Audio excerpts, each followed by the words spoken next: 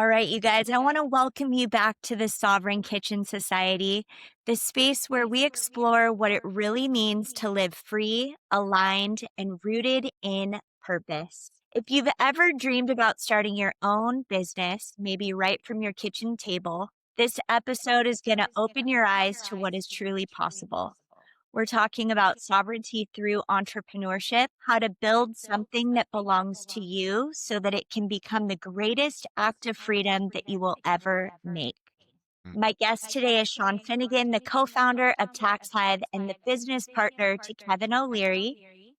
And what I love most about Shawn isn't the partnerships or the accolades, but it's his story. He knows what it's like to start with nothing, to fall flat, to rebuild, and to create something real. So, in this conversation, we're going to talk about the heart of business. We're not going to talk about spreadsheets and systems, but we're going to talk about sovereignty. We dig into what it means to create wealth from the ground up, how to turn your passion into livelihood, and how to use the same financial wisdom that the big corporations use, even if you're baking bread, fermenting pickles, or running a tiny micro kitchen out of your home. Because the truth is, when you build your own home economy, you're not just earning income, you're also reclaiming your independence. I want you to grab your tea, settle in, and let's talk about building freedom from the ground up with Shawn Finnegan of Tax Hive. Shawn, thank you so much. Thanks for the invitation, Molly. It means a lot. I really appreciate it. Yeah, I am deeply honored. And I just want to start by saying you are the inspiration behind this podcast. So thank you for that. It's been Awesome. really transformative. Well, I can tell based on the intro, you've really thought this through and you planned it out, and I think you have a real vision for it. So I'm honored. Cool. Thank you so much. To start, Shawn, I was hoping that you might be able to tell our audience a little bit about where you came from. I want to talk about those early days, like the days when it was really scrappy and Hmm. hard and you didn't know what you were doing. Yep. Can you share with the audience a little bit about what that looked like for you? Yeah, so I came from a bookstore manager dad. So imagine a bookstore manager, even keel, incredible human being, but we had a family of 5 children. So he was trying to support a family of 5 children on very low pay, very difficult time. So like growing up, if I wanted to get allowance, I wasn't going to go to my dad. So I knocked doors early on. I sold pencils, I sold pizzas, I sold candy, I sold everything I could to make extra money. And I had this side hustle mom who was my original inspiration. And she was a total butt kicker, side hustle, started multiple businesses. So I really had two examples to work from. I had one where he knew how much he was going to make his whole career for 40 years. He knew down to the penny. And then I had my mom, who was just a butt kicking, awesome lady that had to support 5 children on a bookstore manager's pay. So we were just scrappy. We were the marketing arms for the kids. We'd take brochures around, that kind of stuff, try to offer our neighbors. So those are the two. And I said, when I grow up, I want to be like my mom. I want to be someone who's gonna go start a business and launch out there, which is scary, but that was my original motivation, is really my mom and being more like her. Yeah, for sure. And Shawn, just to get things rolling, would you mind telling us what your definition of sovereignty is and why it is so important to create as much freedom as we can within our life, if possible? Yeah, so entrepreneurship's tough, and I think I'll talk about that. It's really hard, but it definitely has some upside. So if you can persist, you're going to go through failures. I feel like the two keys to success are failures plus persistence equals success. Anyone I've ever learned about or studied, if they can persist through it, but if you do have access to freedom and you can bless the lives of a lot of people. Like at Tax Hive here, I'm surrounded by incredible people that make a really good living here. And we have the freedom, you have the freedom as a business owner to really bless the lives of other people. I would say you have the freedom of more time, but it's kind of the opposite when you're running a business. You end up spending a lot more time than you think. I think some people get into it saying, hey, once I have that, then I can make my own schedule. Well, your own schedule that you make ends up being a lot more hours than you think.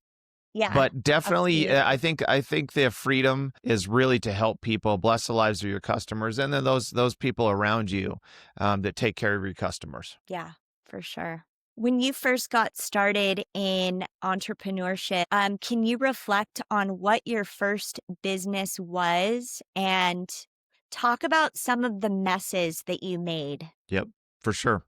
Yeah, so the first business I started was in 2009. 2009 was a recession, and I wish someone would have shaken me at the time and said, "Don't start a business in 2009," because it was really hard. And so I literally was going to a sandwich shop every day with a couple other people, and we had a computer in front of us, and in that computer we had a spreadsheet, and we put all our projections in. According to the projections, we were going to become millionaires. So I was excited. I had this idea. I think most entrepreneurs, that's like the ignition point moment where that's like the excitement. You start putting in your projections. You're like, hey, if I even do a percentage of this, I'm going to be successful. And I had that plan in place. And then it was time for me to raise money. So I'd never raised money before. I came from a father, as you know, bookstore manager. So I came from that. So now I'm going to go raise money.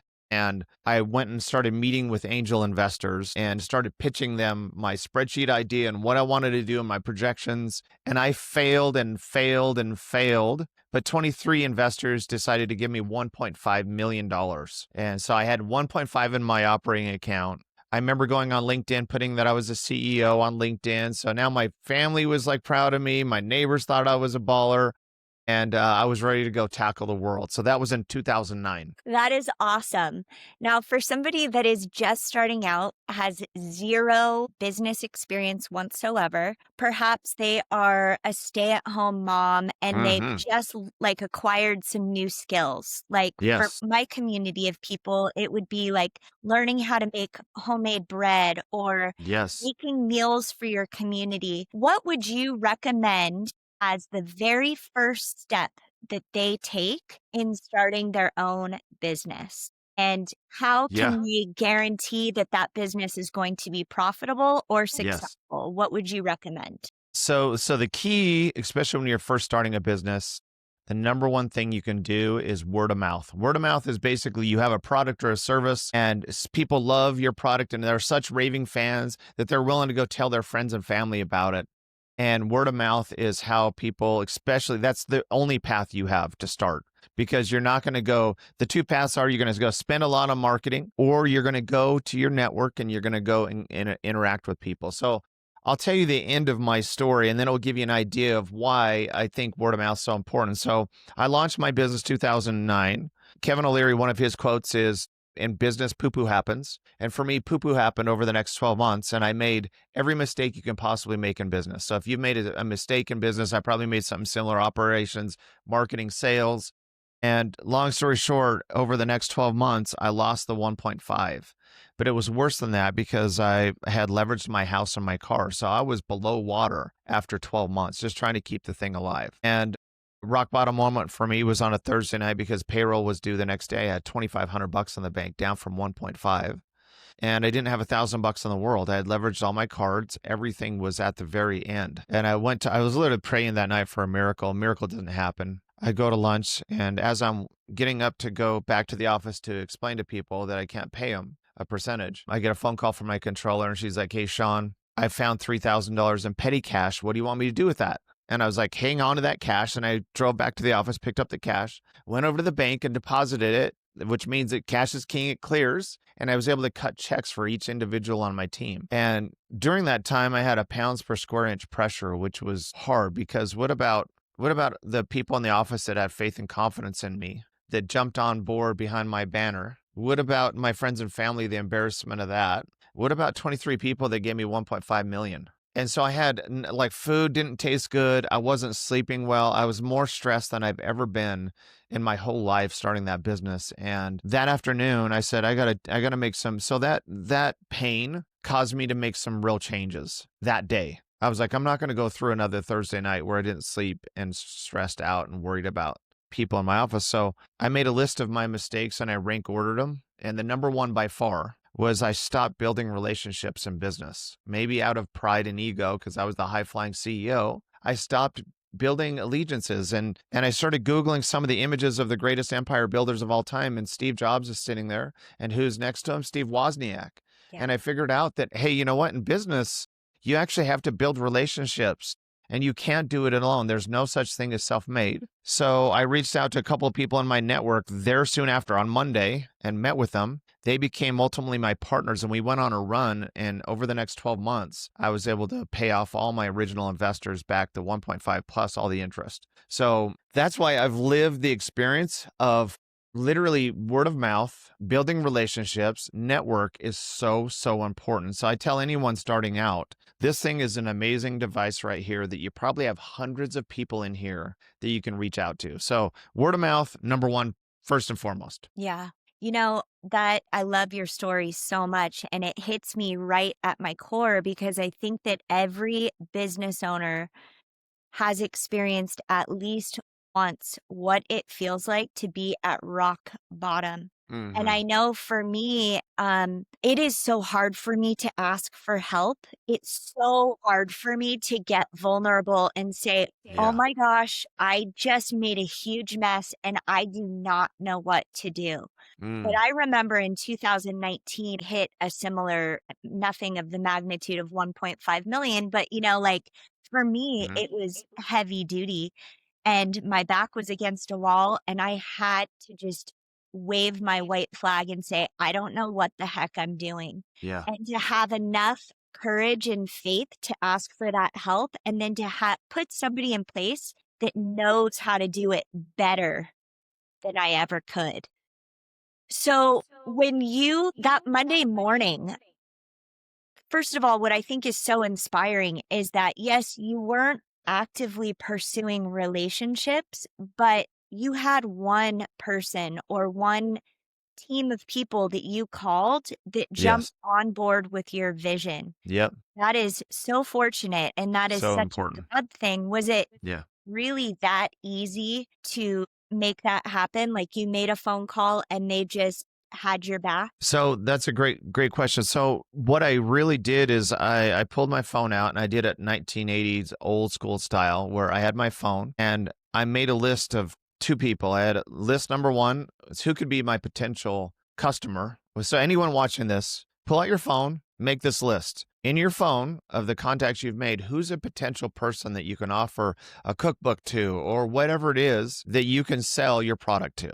Because they're there. You've made a contact already. And then number two is who could be a good partner or referring partner. And they might be the one that would also buy your product. But I made a list of two, and then I rank ordered the most important people in that list of who could be my potential referring partner and partner with me. And at the top of the list were two individuals. And I reached out to them and I said, hey, I was like super vulnerable. I was like, I felt like I had a mask. I wore a mask for a year. And I feel like that mask disappeared when you're on your knees in that moment, right? Where you're like, okay, let me tell you, I really want to meet because I'm going through some stuff and I really would love a perspective. And they're like, okay, do you want to meet in a week? And I was like, no, no, no. Can you do it Monday? So I literally went to lunch with them on Monday and I explained all of my problems. I just unpacked everything and I got the most incredible perspective. So I tell you, just be authentic, be real, because especially affluent, successful people, they can read pretty quick the mask. So Yeah, don't wear masks. yeah, Just be real with people. Say, hey, these are my struggles, these are my problems. And what you'll find is that's very relatable. And that successful person's like, you know what? I've actually gone through this too. And you're like, you've gone through it? That's shocking because I thought you always had success. And they're like, no, I've been sued. I've been this, I've been that. And you realize that you're not alone, that you're not the only person on the island, right? But yeah. that's critical piece. It is. I love that saying, "It only takes 20 years to become an overnight success." Yes, it's so You true. I know? love that. So true. My gosh. And, the other thing that I really love about entrepreneurship, Shawn, is the piece about giving back. I feel like I always say this to the people that I work with. Entrepreneurship is like, it's an inside job that manifests outwardly in the success of our business. So when we start to do that inner work and we ask the hard questions and we look to somebody else that's further ahead, Yes. um, we succeed. And I love Hmm. Yeah, I think it's the greatest way to learn yeah, is I do learning from too. someone with experience. I think that's the best way. In my experience, that it is the best way to learn. Yeah. In terms of what you're doing right now, can you talk a little bit about what mentorship looks like for you? Do Hmm. you have a mentor? If Hmm. so, how many have you had in your business career? And what are you doing currently to give back? Yeah. So Stay great question. like in the middle of the herd, helping others and being of Yeah. service. Yeah. So, so we work with Kevin O'Leary, and he's definitely a mentor to me. I traveled with Kevin. We booked him to speak many times before we partnered with him at Tax Hive. And he is an incredible individual. He's got an edge on the show. So if you watch the show, some people think he's got a mean edge to him, which he does. But in person, he is the kindest person, the most giving. And as I'm with him, so many people will stop him and want to meet him or get an autograph or a picture or whatever. He's so graceful to all of them and so kind. Just an incredible human being. But I was able to travel with Kevin for years, and so we booked him to speak. So I was his travel friend. I'd be on planes with him, helicopters, and he's in a position where he doesn't have to be busy, but he is the most efficient person I've ever been around. So if you're with him, he is scheduled on the 30 a lot of times. And if you see his schedule, it's pretty intimidating because you're looking at his schedule going, how does he do this schedule? So I remember years ago, we're going into November timeframe, and I said, Kevin, what is your do you do a New Year's resolution? And if you do, what is it going to be this year? And he said, yes, I do them. And he said, I only have one this year. And I said, well, what is it? And he said, I want to be 10% more efficient with my time, which gives you, we call it 2 to 3 hours in a day that he wants to be more efficient with. And I'm like, that's impossible because I've seen his schedule and I feel like a slacker around him. Like I feel like I need to be working harder. He's just so driven. So I'm like, how is he ever going to do this thing? So I didn't see him again till like March or beginning of the year. And I said, hey, Kevin, how'd that go? How'd your New Year's resolution go? And he said, I was able to accomplish it so far. And I said, well, how'd you do it? And he said, well, I was looking at my schedule really hard and I found that there was certain holes in the schedule and the holes had lunch in it or it had dinner in it. And I decided, well, that's my opportunity to build relationships and business during the lunch and dinner time. So whenever he travels to San Diego, his right hand, Nancy, will reach out and set up an appointment with him and a business owner, and they'll do content together and they'll have dinner together, and he'll build an incredible alliance with other people. So I was like, you know what? That is something I can do. So anyone watching this, a mom that's making bread, which I love sourdough. I have a mom that makes me bread every week. I love. And the best thing you can do is never do lunch alone. There's a book called Never Do Lunch Alone. And years ago, after he told me that, I was like, this is the power of mentoring, because mentoring is one thing to learn, but it's another thing if you actually put it in action. So I put it in Absolutely. action. And literally the last 2 years, I don't remember a time, maybe one or two, where someone had to cancel last minute. But for the most part, I never do lunch alone. And it's the very first appointment I set. So my lunches next week are booked, the week after booked, because that pound for pound is a full hour of someone's time. You contrast that with trying to do, a Zoom call, 15 minutes with someone. You get an hour captive audience with your potential customer or referring Yeah. partner or whatever it is. And I've done that now for the last 2 to 3 years because he inspired me to make a change. I love that. I will absolutely be doing that as well. That is Good, such a great tip. good.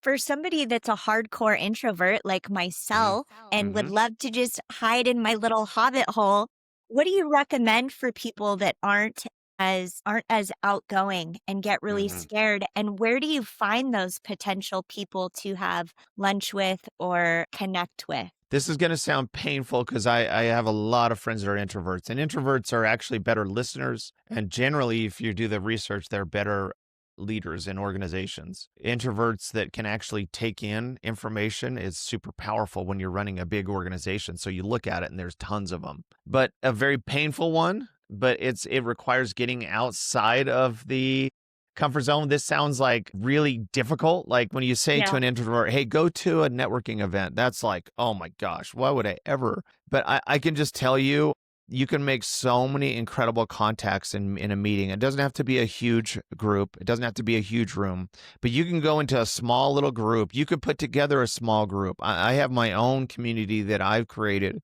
from scratch called the X Room, where I bring people together. And so live events, you can do a lot of connection within a short period of time in a live event. And I just tell you, as an introvert or extrovert, whoever it might be going to the event, the best thing you could do is how you show up. Before you walk into that door, you set an intention on what you want to do, how you want to feel, who you want to engage and connect with. And then you come through that portal at totally your very, very strongest, best self. You go to the center of the room.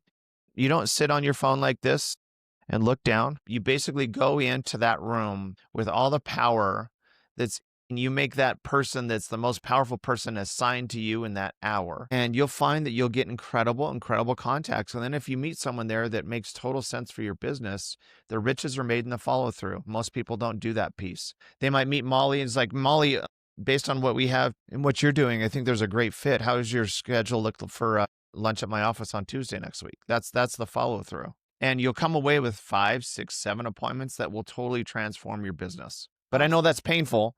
But if you Yep. could just do that and really, really go all in, I think you'll find some incredible relationships are built. It's actually my number 2 power of building relationships. Awesome. Oh, I love that. So I think that's the direction I would like to focus on here on out is just relationship building. When you are building relationships with people and particularly in business, what sorts of things do you look for? What sorts of things, like what types of people do you reach Mhm. out to? Yeah. And what are you able to provide them as a form of like value or help in exchange for what they can provide you? How is it It's a mutually great beneficial? That's exactly it's a two-way street, right? So you're going to benefit them and they're going to benefit you. You'll be in an incredible relationship for life, right? And so that is so important. So I'll give you an example. So I'm in the tax business and I go on social media. I'm looking at tax influencers. One of them's name is Carlton Dennis. He's an incredible tax influencer. He gives incredible content online and I'm a fan of his stuff. And what he's doing is actually really complementary of what we're doing at Tax Hive. So I've been watching his stuff for a long time and I've been sending him DMs and I'm like, you know how that's difficult. So I haven't gotten the response. And this is going back maybe a year ago. And I'm like, how do I get into Carlton Dennis? And finally, I'm watching social and I have a friend named Bridger Pennington. And he's like, hey, I'm here with Carlton Dennis. And I'm at Carlton Dennis's event. And I was like, Bridger's like one of my best friends. So I reached out to Bridger. I was like, Bridger, I've been trying to get in with Carlton for the last year and I just haven't been able to crack the code. Can you make an intro? Would you mind? So Bridger texted him and myself a 3-way text, which is the third way to build relationships is getting referrals. And he said, hey, I want you to meet my good friend, Shawn. You guys connect. That just made it like incredible when someone who has a relationship of years, a lot of times, and a great rapport with someone refers you. That is the greatest compliment they can give you. Carlton responds, oh, I love Bridger. Thanks, Bridger, so much. We set an appointment. We do an incredible Zoom call. And then I say, hey, Carlton, I know you like to golf. I'm going to come out to Southern California. I'm going to go golf with you. So I golfed with him like 3 months ago.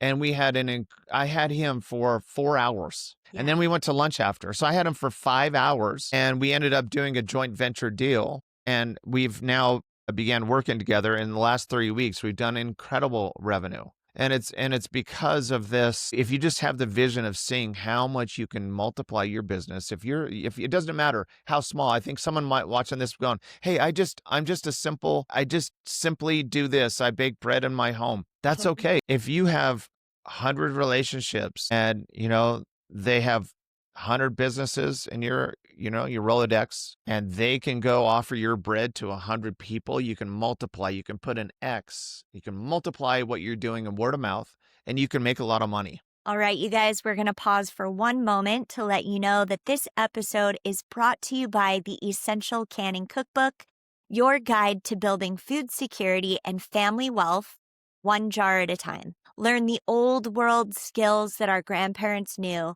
how to can, preserve, and stock a pantry that feeds your family and your community. Because when you fill your shelves, you're not just storing food, you're storing freedom. Grab your copy at Amazon, Barnes & Noble, or Target and start building your home economy today. Wow, that's so awesome. I love that. I love that you're bringing it back to the brand new small business owner. Thank you so much for doing that because I feel like people and even myself, I look at you and I look at your social media following. And I'm like, wow, this guy really has it going on. I can't believe that it was so easy to connect with you. Thank you Mm, so much for being so fast to respond in my mhm. DMs on Instagram. But for somebody that is just starting out, what is the best way to put yourself out there if you have no experience in doing Yeah, so? Would you recommend like literally knocking on doors to your neighbors sure. or finding people that are doing something similar where you can kind of team up and, multiply Mm, the wealth, I guess? Like yeah, they're selling one thing and you're selling something else. yeah. What's the best way to do that? I think you hit on it earlier. Influencer marketing is pretty incredible, and there's big opportunities there. So, I have a blow dry bar. If you know what a blow dry bar is, women they nurture everyone else around them, and it's an opportunity for women to get nurtured and pampered. And it's not they don't do color in it. Literally, they just do their hair with incredible products. And so I have two of those stores open. And if you ever look at the service-based business, small business, most of the money's not made in the service. Like we probably lose money in the service side. It's like $39 for this service. And by the time you pay for everything, you make a couple bucks maybe. And so what you see in service-based businesses over by the cash register are all these products, right? And so the reason why those products are there, because there's actually really good margin in them, like 80% a lot of times. Those shampoos that you're buying for $30, there's 80%. So if you mix in the 0% margin with the 80%, you can make a good business. And so we were looking at products and we went to an expo and we walked around and we're trying to find cool products that we can sell by the cash register. And we found a lady from England. She was below the British flag, and we went and talked to her. She is the nicest, sweetest, kindest lady, and she's got a whole pile of brushes in front of her. And we were like, "Hey, what are you doing in America?" And she's like, "First time here ever. I'm looking for someone to sign a 50 state, like all North America, distribution contract for this brush because this brush is handmade in England. It's incredible." So we're like, "Let's do it." So we loved her and we had this love fest. So we like signed a contract that we'd be the distributor. But then we get home, we're like, "Oh my gosh, this is exciting. We can put them by our cash register, but we have all 50 states. What do we do?" And we had no clue what to do. And at Yeah. this point, I bought tens of thousands of dollars of brushes. And it doesn't matter where you are. If you have $100 in inventory or $300 in whatever, but I had a whole basement filled with brushes. And I actually met with a marketing firm that really knows their stuff. Talk about mentoring. Yeah. And they opened the door for me on influencer marketing, which is a whole nother world. There's an influencer Cool. for everything out there. Yeah. And there's hair influencers. So we started DM and hair influencers, and we got a lot of like ghosting and crickets, but we got several of them to respond. And our DM was, "Hey, we love your channel. We love your show. We'd love to be able to send you this custom built brush for you and your daughters for free." That's what they get. That's the offer. One of them responded. Her name is Jasmine. She is a hair influencer. And she said, "Yeah, send me the brush." Well, she loves the brush and she reaches back out and says, "Hey, I'll do a story for you." So I'm sitting with a whole basement full of brushes. And she's like, "I'm going to do a story for you." So we're like, well, this is incredible. So if you ever see influencer marketing, they get a code. We negotiated a 10% revenue share with her. And so what that means is instead of paying the influencer $3,000 flat to do a post, you pay a percentage of sales. So if they don't sell much, you're not paying much. So if you're starting somewhere, do not do a flat fee to start. It maybe works in a year after you have a lot of data and you know it works, but try to find someone who's willing to do it for 10% or whatever you can afford. So we give her a code. So if you ever see an influencer, give the code. That code has a full tracking and it's a full database, everything behind it with a distribution, everything behind it. So she does her first story, and we're like, "Oh, we're going to sell like 5 brushes or 2 brushes." And so we're like waiting, and all of a sudden we can see the dashboard behind it. And one brush hits and we're like, "Wow, we sold a brush. That's awesome." And all of a sudden another one hits, and then another one hits, and then all of a sudden it went to 5 brushes and we're like, "Wow, we sell the brushes for $60 on average." So all of a sudden it turns into 10 brushes and we're like stoked. It turns into 100 brushes and we're like, "Oh my gosh, we're not going to live in a basement of brushes anymore. We're going to be Yeah. able to move some of this product." And then all of a sudden, within the next 24 hours, it went to 1,000 brushes, which brought in $60,000 in revenue sales within 24 hours of one story. Wow. And our jaws are dropping and it's incredible. And so we brought in 60 grand of revenue. She made $6,000 in that one story, which was a 60-second story. That's incredible. So the next day, of course, we were like, hey, Jasmine, what are you doing next week? Let's do another story. So since then, we've done 4 million top line revenue in the brush sales. Not great margin. It's still a small business, like single digit margin. We have to bring the product in, import it. We have to pay influencers. So we're working on mixing in like hair gummies with the product to make it a better margin overall. But it's been an incredible ride. So I just tell anyone watching this, it doesn't matter what you do at home. Someone is like, there's a mommy network. Do an affiliate deal with a mommy network and Yeah. have her do a post for your product. Have her say, you do this with your book, Yeah. right? Yeah. All this Well, stuff I'm is like, thinking about this right now you need to for do it my book. more. I'm like, why haven't I done this? Mm-hmm. So smart. But I was listening to a podcast yesterday. They were talking about the direction of 2026 and beyond, and how it's all about the small opportunities for people that might not necessarily be business owners yet, but how can we provide opportunity for them? Not to make millions and millions of dollars, but just like Yeah. a little bit of money here and there that can really Yep.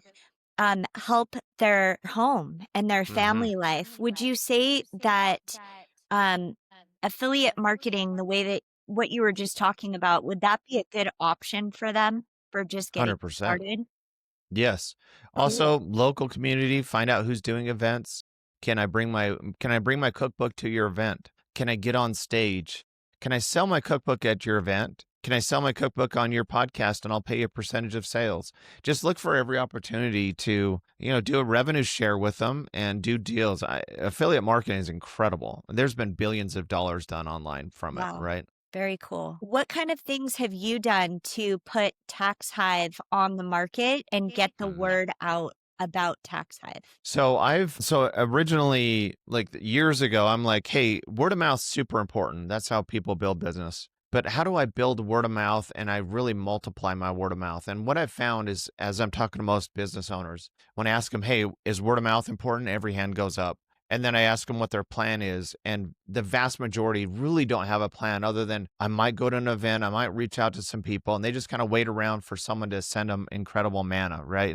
And that's not a good strategy. So I was like, hey, how do I create something that's a great community for everyone around that is going to pull? It's like it's creating a magnet. There's a crazy story called Rock Soup. If you can Google the story of Rock Soup, it's a World War II story that soldiers would go into friendly villages and the way they were able to get food is they would go ask the locals to give them food. And it was really tough. The locals are struggling. They can't get food. So what this group of soldiers decided to do is they put up a fire in the middle of town. They put a big pot on the fire, they put water in it, and they put rocks in it, and they just start making soup. And as they do that, what happens is the villagers come out and say, what are you doing? It's like, we're making rock soup. And one of the villagers says, you know what? You probably taste better with carrots. Why don't I bring you some carrots? Another one brought potatoes. Another one brought some meat. As all these ones brought it to the town square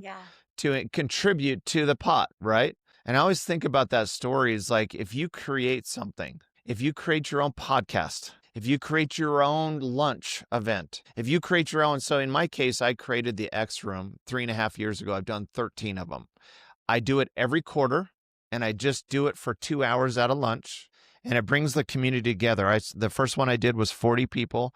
2 weeks ago, I did 300 people is how it grew. It's a rock soup that I built that has brought all of this value to the table. And it's what happens when you create your own table. And it could be on a micro scale. You might just be at home saying, you know what? Why don't I just start with a monthly lunch and I will sponsor a lunch with 10 people and we'll have a discussion about business. You'll be surprised how much pound for pound you can get from bringing people together.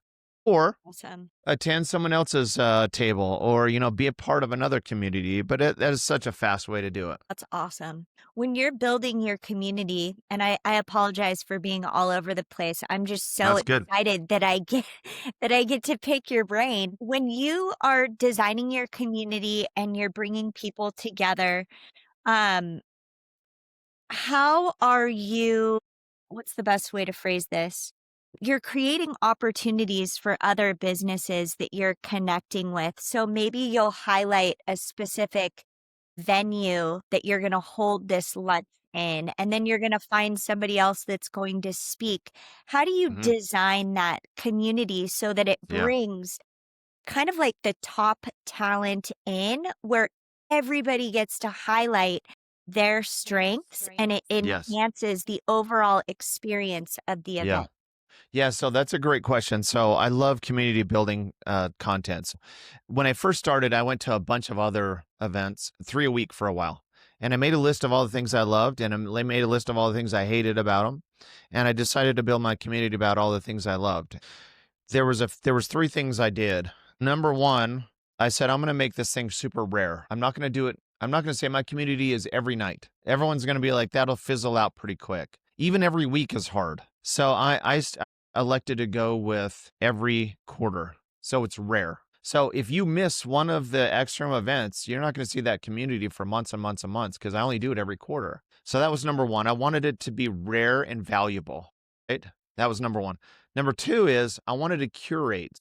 Let's say that you're in the baking community and you have this baking product or whatever. Let's say we go back to the bread example and you want to create a community of bread enthusiasts and bread lovers and whatever it might be. Then in that community, you have to curate the right people. Or let's say you're an author, you want to do an author community, then you only want authors in that room. If you all of a sudden start sending a bunch of HR managers into that room or insurance people into your author's room, or you just have to curate the right people and don't leave that lane. You cannot leave that lane. And number 3 is we actually give them ample time to meet people. So we have a sponsor pay for lunch, so it's free to get into the extra room, but it's by curation only, it's private invitation only. But we have the sponsor get up for 15 minutes and then we turn the rest of the time over to the community. And it's amazing what happens. I use the X because the X has an intersection of 2 entrepreneurs meeting and it creates a multiple. And I've seen it happen now in the last 3.5 years. Multiple businesses have been funded. Multiple relationships on affiliates have been done. Multiple sales in the room have done. So all the boats are rising because I gave everyone ample time to go interact with a lot of people in the room. And that's the third piece I have. So if you're watching this, you want to do your community, copy that because I went through trials and errors, but that's what I found was the best way to create those 3 things. Beautiful. That's awesome. Shawn, let's talk a little bit about where you're at right now. Talk a little bit about Tax Hive, how you're Mhm. helping entrepreneurs, maybe even how you decided to get started doing that, Mhm. and how Yeah. it can help, how knowing the right person to do your taxes Yes. can help a Yes. small business like myself. Yeah. Yes, I love it. So we came into the market, we tried to solve a problem, and the problem was small business owners. So if you're a small business owner, there's big 4 accounting firms, big ones. If you walk into the front door of that big accounting firm and you're a small business owner doing, let's say, $200,000 top line revenue a year, or 100,000, or even 50,000 top line revenue, you walk into that big accounting firm and you say, "Hey, can you help me with my taxes? I really need to line up some deductions." They'd be like, "We have no service for you. You need to go add a couple of zeros to your business and then come back and see us because we only do the big people, right?" So we just said, hey, what about the small person? What about the person that's the mom and pop shops? Who services them? So that was the whole purpose of Tax Hive. Like, how do we help them? And Kevin's been preaching this stuff forever. So Tax Hive, we do tax filing, we do bookkeeping, but more importantly, we do planning. So the way planning works is planning if you're driving a car is like looking in the windshield at the future and not the rear view mirror. So if a business owner becomes a business owner from W-2, you can take up to 1,400 deductions as a business owner, only 10 as a W-2. So there's huge advantages for being a business owner, massive advantages. So what you should do as a business owner, but a lot of people are afraid of the IRS, and just like with sharks and snakes, because someone's afraid of it. They don't want anything to do with it. So they don't want to have any red flags. So they're terrified of doing it. And I can see why, if they're trying to do it themselves, that's scary. But if you have a good who that can help you and do it in a compliant fashion, you can start taking deductions and start stacking up deductions to offset your income. It's what the ultra wealthy do.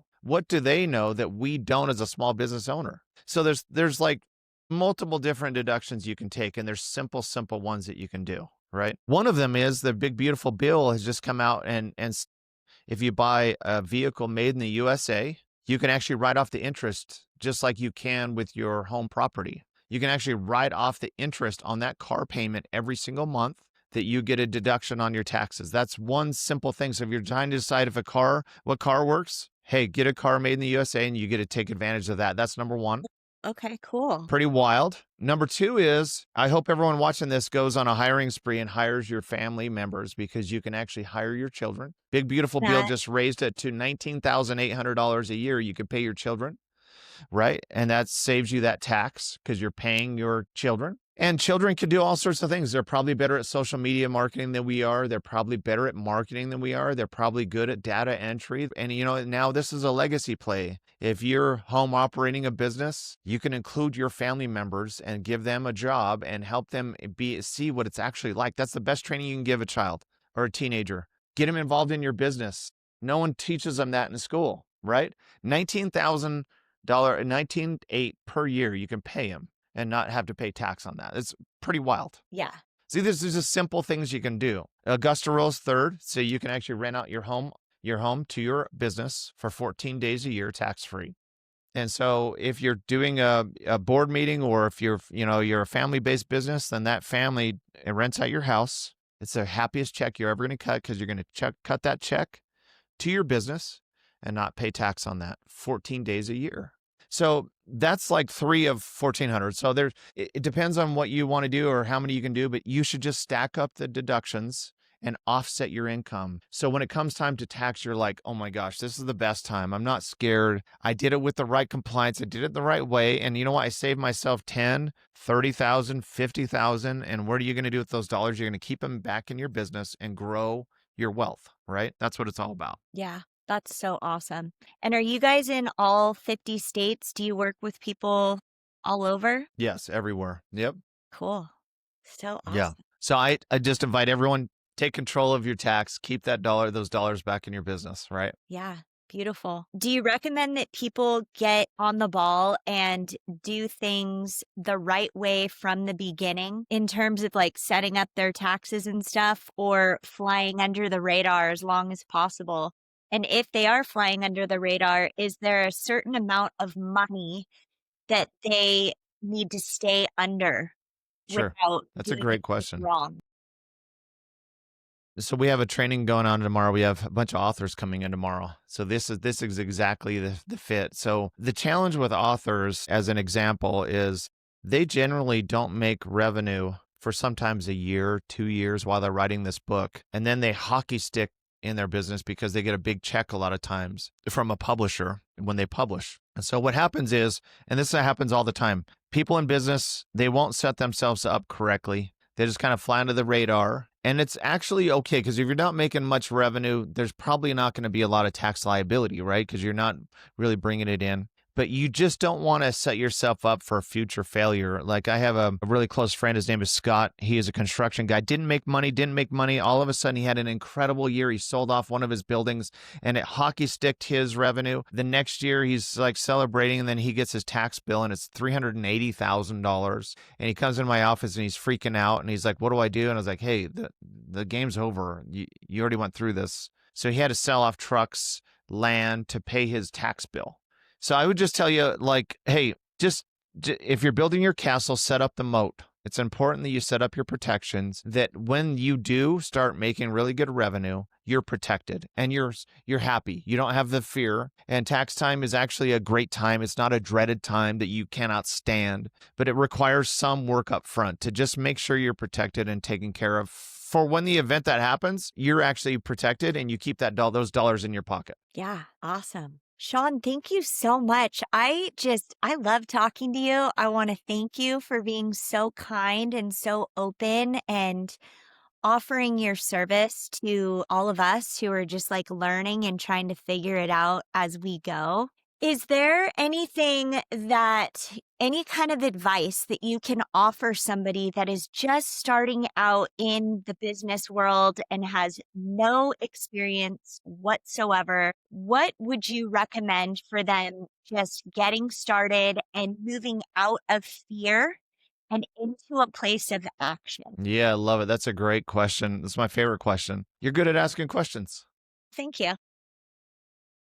So I do mentoring at a group called iHub, and iHub is an incubator for young entrepreneurs. So there's 200 of them in a shared office space. They get access to mentors and other things. And I go about every couple months and I go spend 4 hours, and those 4 hours are filled with 15-minute segments of these young entrepreneurs just getting started. Most of them are pre-revenue. So here's my greatest advice after meeting with so many of them and seeing what they're doing. They're very intelligent. They've lined everything up. They've spent time on their logos. They spent time on everything else. It's the start that stops you. So your start is probably not going to be incredible. It's probably going to be your first one is your worst one. But if you get the start, like for instance, like I met with an entrepreneur at iHub and he has this incredible face product. It's amazing. It's all natural. It is like next level. So he has it all in a pot here, and I'm like, hey, tell me about it. We went through all this stuff, and I was like, well, have you sold it to any customers yet? And he's not going, no, I'm waiting till XYZ. And then once this thing's right, and then this is now going on a year. And so I was like, you know what? Let's do a lunch. Let's sell your product to some customers, and let's do a focus group and find out from your customers what that looks like. So that's actually the plan. So his start is coming up. We have a date set for him to actually sell his first product to get feedback from customers. I would just tell anyone watching this, they have the fire in their hearts and they know women are the fastest growing segment in entrepreneurship. Kevin's has 70% of his CEOs are women. Women are out there kicking butt. So women understand this like, hey, if you just go and you launch your business, set a date and go do it. You'll start, and all of a sudden in the book, The Secret, where your focus goes, your energy flows. Just like you are right now with your podcast. You did it. You went and we talked about it, and you actually set the date and you did. I was so stoked to hear that because you actually started. And now what are you seeing right now in your podcast? Are you thinking about it throughout the day? Are you thinking about it throughout the week? It is my favorite thing to do. See? And what I love most about it is I have a reason to reach out to all the people that I look up to. And then I get to pick their brains. So it's Mm-hmm. like so fun for me. Yeah, I Yeah. love it. So the quote is where your focus goes, your energy flows. You're feeling the energy because you started. Yeah, big time. That's what's happening. So that's the same with a business. If you go and create your first dollar in your breads, or whatever it is, you create your first money. You're like, now all of a sudden throughout the day, you're like, oh, what if I did this? What about this? And your brain, that's how your brain works. You just energy Totally. starts flowing and then all of a sudden you build momentum.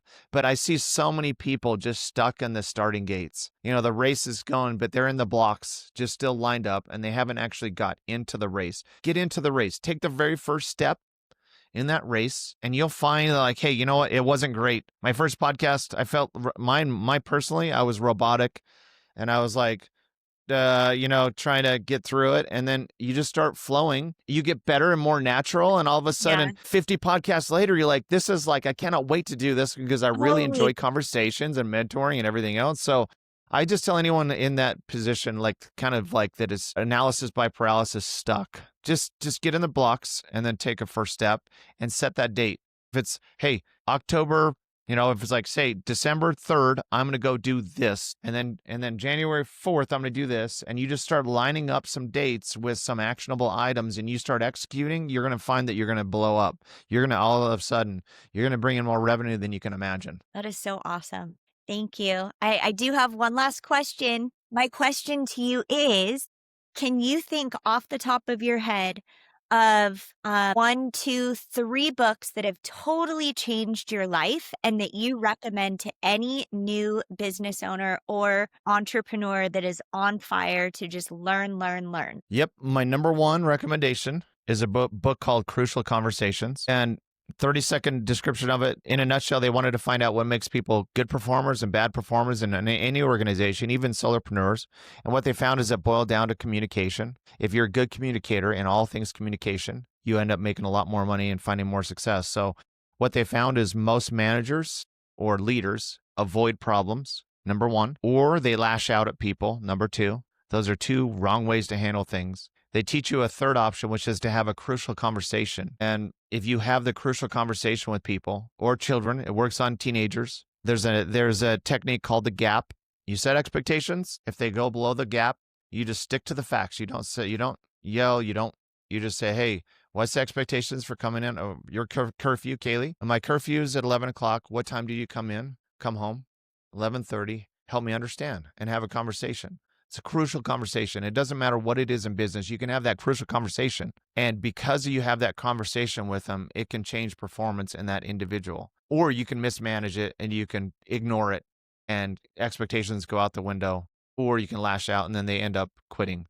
So that to me is my number one by far. Number two is I loved Steve Jobs. His biography of Steve Jobs is absolutely fascinating. It's like this thick. So I'd recommend listening to it. It is incredible. It is game changer. And then, of course, the book, The Secret. The Secret is about a 2-hour read.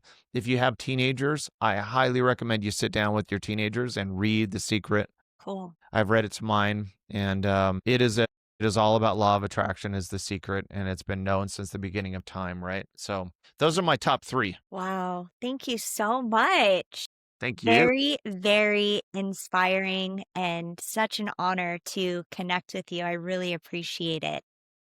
Thank you so much, Molly. Oh my gosh, thank you. So, for those of you who are uh, ready to take the leap and jump into entrepreneurship, I recommend you checking out Shawn Finnegan and all of the exciting things that he's doing with Tax Hive. And please remember that food is and always will be our medium for connection. Thank you so much. You know, Shawn reminded me that wealth isn't actually about money at all. It's really about mindset. It's about understanding how systems work so that you can stop being beholden to them. And here's the thing, you don't even need a business degree. You don't need some fancy office or a big investor to begin. What you really need is to start exactly where you're at, in your kitchen, with your skills, and you need to love what you do. Building your own business, no matter how small, is an act of sovereignty. It's how we create safety, stability, and freedom for our families, one step at a time. If today's episode inspired you, I invite you to join our community at the Sovereign Kitchen Society, where we're helping everyday people turn simple skills into thriving home economies. You'll find cook-alongs and business blueprints, conversations like this one that help you build both income and independence. You can learn more at wilderspace.com/community. I'm Molly Bravo. I want to thank you so much for listening. And remember that sovereignty starts right where you stand, maybe even at your own kitchen table.